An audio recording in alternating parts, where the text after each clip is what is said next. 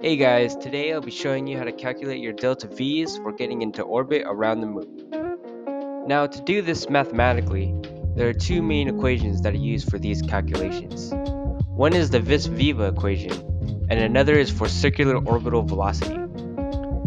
There are several different ways to express the vis-viva equation, but this form is the one that I like to use, where v is equal to velocity, g is the gravitational constant, m is the mass of the body of influence, which would be Kerbin or the moon, r would be your radius or your distance from the spacecraft to the body of influence, and a is your semi-major axis.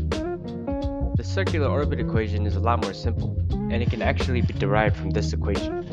As you know, the semi-major axis a can be thought of as the halfway distance along the horizontal axis of an elliptical orbit. To calculate the semi-major axis, we must know the distance from the focus or body of influence to both the periapsis and apoapsis, which we will define as r1 and r2 respectively. Once these values are known, we can calculate the semi-major axis a, where a is equal to r1 plus r2 divided by 2. Now for a circular orbit, r1 and r2 are equal. Therefore, it can be expressed as such, where r plus r over 2 is equal to 2r over 2, which is simply r. Now we can substitute this into the vis-viva equation, and you end up with the velocity of the spacecraft being equal to the square roots of gm divided by the radius r. I designed this mission to be split up into 3 different trajectory phases, which can correspond to 3 different rocket stages. The first stage is responsible for getting the rocket into a circular orbit with an altitude of 100 kilometers, or a radial distance of 700 kilometers, since you have to add the equatorial radius of Kerbin of 600 kilometers in order to account for the distance to its true center of mass. The second stage is responsible for the transfer maneuver from Kerbin to the Moon, which is essentially just a large elliptical orbit that inserts the spacecraft into the Moon's sphere of influence. Lastly, the third stage is responsible for getting the rocket into its final circular orbit around the Moon. And as you can see here, we're aiming for a figure 8-like trajectory. Now that we have our mission planned out, let's go ahead and do the math.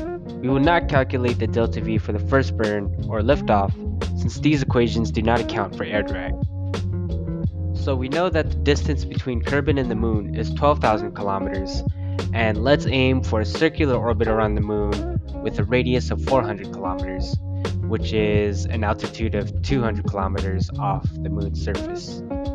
Therefore, we would want the apoapsis of our transfer maneuver orbit to be located right at the edge of this circular orbit around the Moon, which would give us an R2 of 11,600 kilometers.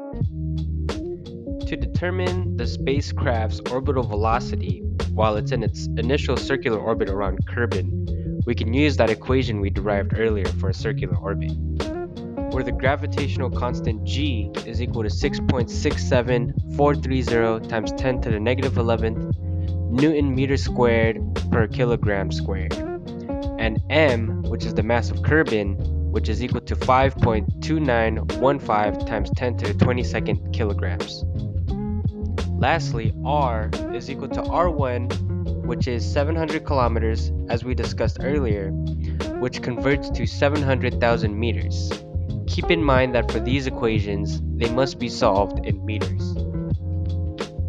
Plugging these values into the equation gives us a circular velocity of 2,246 meters per second around Kerbin.